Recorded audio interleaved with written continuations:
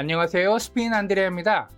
오늘도 미술 이야기를 하려고 하는데요. 미겔 블라이라고 하는 작가가 만든 꽃을 든 여자라고 하는 작품입니다. 전번 시간에 해부학 이야기를 해서 또 해부학 이야기 하려고 하는 거 아닌가 생각하시겠지만, 오늘은 돌멩이 이야기부터 시작할까 합니다. 지금 이 작품은 대리석으로 만들어졌어요. 화려하게 만들었는데, 여러분들이 박물관이나 미술관 가보면은 맨 처음에 보는 것이 이것이 언제 만들어졌고 누가 만들어졌는지 적어놓은 부분을 먼저 봅니다. 거기에는 여러 가지 정보가 있는데, 최소한 누가 만들었느냐, 언제 만들었느냐, 재질이 뭐냐, 이런 부분은 나오는데요. 이 작품은 미겔 블라이가 1899년에 만들었습니다.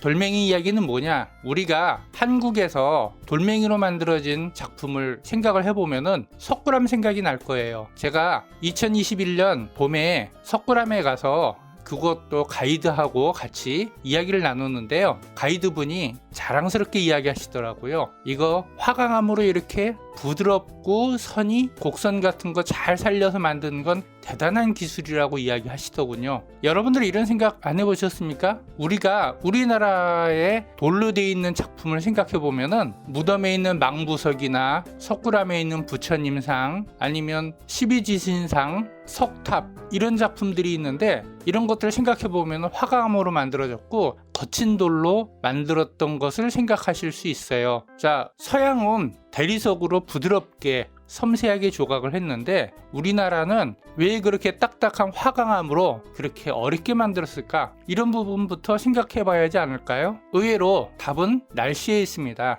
날씨가 무슨 이야기냐고요? 지금 여러분들한테 보여드리고 있는 이 대리석 작품을 전시하고 있는 곳은 바르셀로나입니다. 바르셀로나는 한겨울에도 영하 2도, 0도 그 정도 돼요. 그런데 우리나라 날씨는요, 상상을 초월하죠. 작년에도 한 영하 20도까지 떨어진 적이 있었고요. 그리고 역사적으로 훨씬 더 떨어진 기간도 있었을 거예요. 이 날씨하고 무슨 상관이 있냐면요, 대리석 같은 그런 돌들은 추운 날씨, 영하 20도, 30도, 40도 되는 그 날씨를 버티면은 바로 부서집니다. 조직이 단단하지 못하기 때문에 그 날씨를 버틸 수가 없어요. 그럼 우리나라에 있는 조각품들은 날씨의 영향을 받지 않는 화강암 같은 단단한 돌로 조각을 해야 한다는 겁니다. 이 부분은 기술의 차이, 실력의 차이를 이야기하는 것이 아니고 환경의 차이 때문에 이런 작품을 만들 수밖에 없다는 이야기를 하는 거예요.